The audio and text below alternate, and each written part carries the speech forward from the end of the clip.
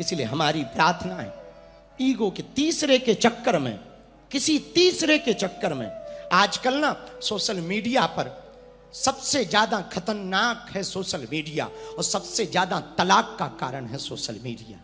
सबसे ज्यादा social media के चक्कर में, किसी तीसरे के चक्कर में जिंदगी बर्बाद हो जाती। हमारी प्रार्थना है, प्रत्येक गृहस्थियों से प्रार्थना है, हाथ जोड़ करके किसी तीसरे के कारण तुम अपना जीवन बर्बाद मत करना।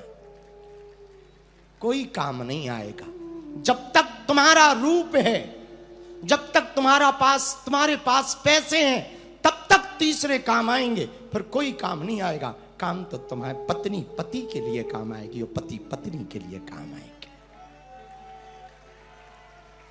इसलिए विनम्र रहना, झुकना, ये हनुमान जी से सीखो ना। पावक जरत देखी हनुमंता, पावक जरत देखी हनुमंता। हुआ क्या? भयं परम लघु रूप तुरंता। हनुमान जी छोटे हो गए, और छोटे हुए और घर घर हनुमान जी गए। किसी ने पूछा क्यों जा रहे? हनुमान जी बोले चंदा भी तो घर घर से आया, जिनके घर से चंदा आया है तो प्रसाद भी तो पहुंचाना पड़ेगा। तो किसी ने कहा क्या प्रसाद पहुंचाओगे? बोले जैसा चंदा आया वैसा प्रसाद पहुंचाएंगे। एक एक घर हनुमान जी गए आग लगाने। अच्छा, आग तो लगाई सो तो ठीक है, एक घर छोड़ दिया। तो जो सेना साथ चल रही थी, राक्षस जिनके घर जल रहे थे, उन्होंने हनुमान जी को टोका कि पूरी लंका जल गई, एक घर रह गया। हनुमान जी बोले कौन सा नंबर? बोले 108। हनुमान जी बोले किसका है? बोले विभीषण का। हनुमान जी बोले चेक करो इनके घर से चंदा आया। राक्षस बोले इन्होंने ना घी दिया, ना तेल, ना कपड़ा। हनुमान जी बोले जब इन्होंने चंदा नहीं दिया तो यज्ञ का प्रसाद भी नहीं मिलेगा।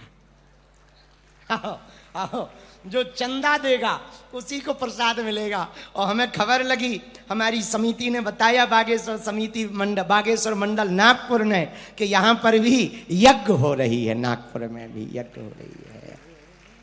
बहुत दिव्यता के साथ यहाँ भी ब्राह्मण बैठे यज्ञ कर रहे हैं, हवन चल रहा, हनुमत महायज्ञ हो रही है। तो सुबह आप परिक्रमा भी लगाया करो, दिन में आकर शाम को कथा में बैठ जाया करो, तो कथा भी सुना करो। हनुमान जी पूरी लंका को जला रहे। कैसे जलाए? एक लाइन से सुना के, और आज की कथा विश्राम करके कल समय पर फिर 6 बजे आ जाएंगे। लंका कैसे जला रहे हनुमान जी सुनो। उलट पलट लंका सब जा,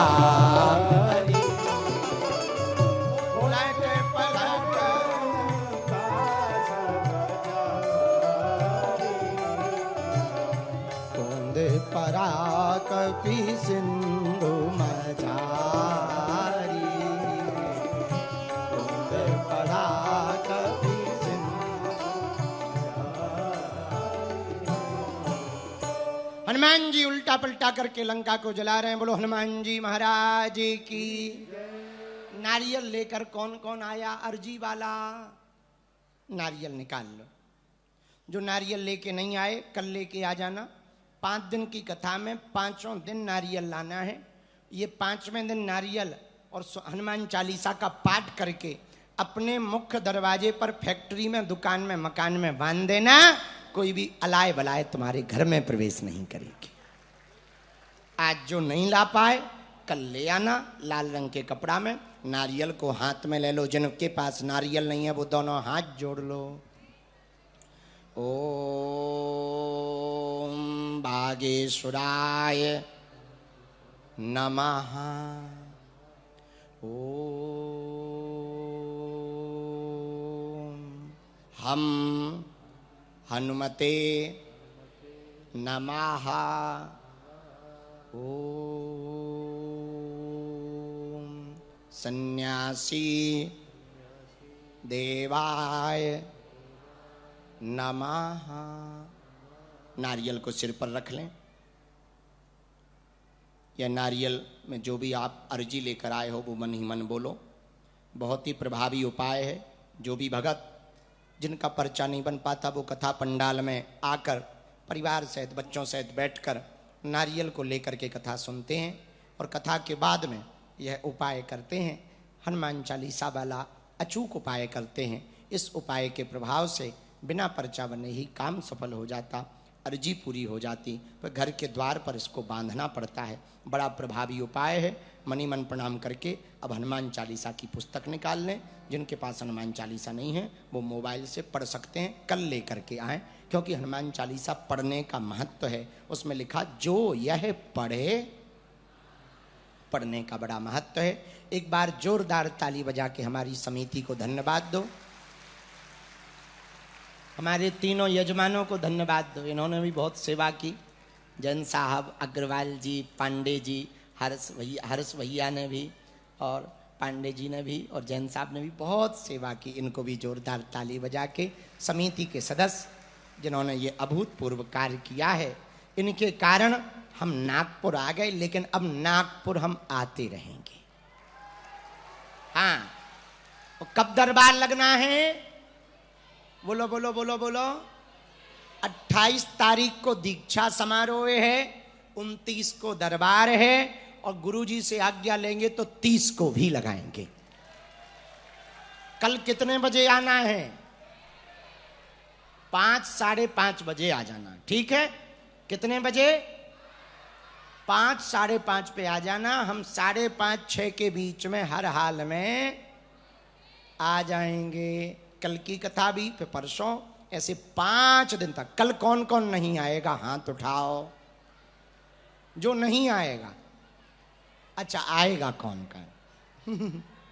तो बाजई ढोल देही सप्तारी, सब राक्षस खड़े हो गए, ताली बजाने लगे। ओ हो, बंदर की पूंछ में आग लगेगी, आग लगेगी, आग लगेगी। हनुमान जी बोले चिंता ना करो।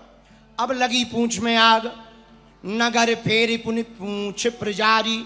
हनुमान जी को पूरी लंका घुमाया गया। अब हुआ क्या? पढ़ो।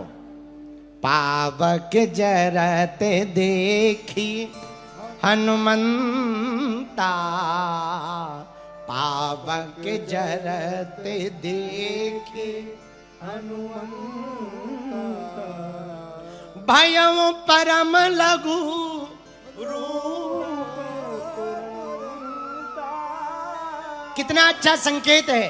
नागपुर के पागलों, हनुमान जी की पूंछ में जब आग लगी और आग बड़ी हो गई तो हनुमान जी छोटे हो गए। जब संकट तुम्हारे सामने बड़ा आ जाए तब छोटे बन जाना, संकट निकल जाएगा।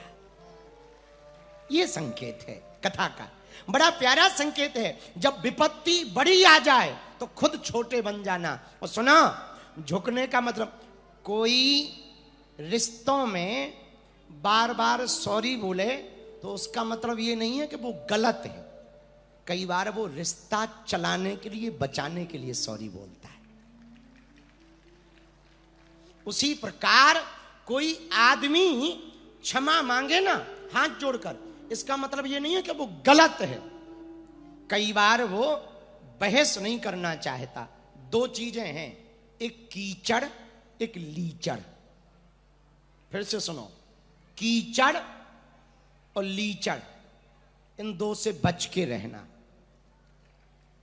कीचड़ के पास जाओगे तो वो तन खराब कर देगा, लीचड़ के पास बैठोगे वो मन खराब कर देगा। समझ गए? अच्छा, लीचड़ कौन है? जो दूसरों की बुराई तुमसे करे, समझ जाना तुम्हारी बुराई दूसरों से करता होगा।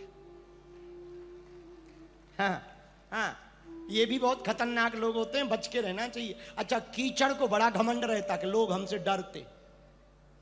कीचड़ से लोग बच के जाते ना, पर कीचड़ को घमंड रहता। कोई डरता नहीं है, बस तन खराब नहीं करना चाहता। तो धन्य है वीर बजरंग बली, पावक जरत देख हनुमंता, भयं परम लघु रूप तुरंता। हनुमान जी छोटे हो गए। जब बड़ा संकट आ जाए झुक जाना चाहिए। किसी शेर, शायर का एक शेर है, झुकते वही हैं जिसमें जान होती है, अकड़ तो एक मुर्दे की पहचान होती है। झुक जाने में कोई बुराई नहीं। विनम्र हो जाने में कोई बुराई नहीं, हाथ जोड़ लेने में कोई बुराई। बोलो सीताराम। बुरा न मानना, आधे से ज्यादा रिश्ते तो ईगो में ही निपट जाते। हाँ, आधे से ज्यादा पति पत्नी के रिश्ते तो खासकर ईगो के चक्कर में ही। सीताराम, वो अपने घर पे, ये अपने घर पे, वो अपनी रोटी बना रही, ये अपनी रोटी में हाथ जला रहे। आधे से ज्यादा रिश्ते ईगो के चक्कर में खराब होते हैं। हम प्रार्थना करेंगे, ईगो के चक्कर में अपना घर बर्बाद मत करना। एक बार का घमंड ना बार बार की जिंदगी खराब कर देता है। ईगो के चक्कर में अपना जीवन बर्बाद मत करना, हमारी प्रार्थना। ईगो ना भैया बहुत खतरनाक होता, बहुत खतरनाक होता। एक कहानी हमें, एक किसी की घटना हमें याद है। एक बहन जी मिली थी 45-50 साल की, एक अकेली थी। वो हमारी कथा सुनने आई तो मंच पे आरती करने आई। तो जब आरती से हम उतरे तो ग्रीन रूम के पास में खड़ी थी, रो रही थी। तो हमने पूछा कि क्या बात, रो क्यों रही? बोले गुरुजी क्या बताएं, आज आपकी कथा सुनकर हमें बहुत रोना आया। हमने पूछा क्यों? बोले गुरुजी, हमारी जब नई नई शादी हुई थी तो बड़ी लड़ाई होती थी, और अहम के चक्कर में, परिवार के चक्कर में हम झुके नहीं, और एक दिन भगे आए घर मायके। परिवार का दम था, मायके आ गए। भाई हमारे कमाते थे, मायके आ गए। उनका फोन भी कई बार आया कि हम लेने आ रहे। काश हमने फोन उठा लिया होता, मैसेज का जवाब दे दिया होता और हम चले जाते तो आज हमें रोना नहीं पड़ता। हमने पूछा क्यों? बोले आज भाभियों ने घर से निकाल दिया, उन्होंने दूसरी शादी कर ली, हम कहीं के नहीं बचे। उनकी आंखों से आंसू आए। तब हमें इस कहानी से एक बात समझ में आई, सत्य घटना पर, कि थोड़ा सा ईगो कई घरों को बर्बाद कर देता है। भैया ऐसी कोई परिस्थिति बने ना, हमारी प्रार्थना है थोड़ा झुक जाना, कुछ नहीं बिगड़ता है। थोड़ा सा झुक जाने से घर घरनी मंदिर बन जाता है। कई घरों पर आज महाभारत है, बहुत से घरों पर एक ही कमरे के नीचे दोनों लोग रहते हैं और कई कई महीनों बात नहीं होती, लंबी दूरी है। हम प्रार्थना करना चाहेंगे, अपना घर बर्बाद मत करना। ये दुनिया के लोग सिर्फ ताना देंगे। जिन परिवार के चक्कर में तुम अपना रिश्ता खराब करते हो ना, वो परिवार के लोग कभी साथ नहीं देंगे। बच्चे भी बड़े हो जाने पर अलग हो जाएंगे। साथ आएगा तो पत्नी को पति काम आएगा और पति को पत्नी काम आएगी।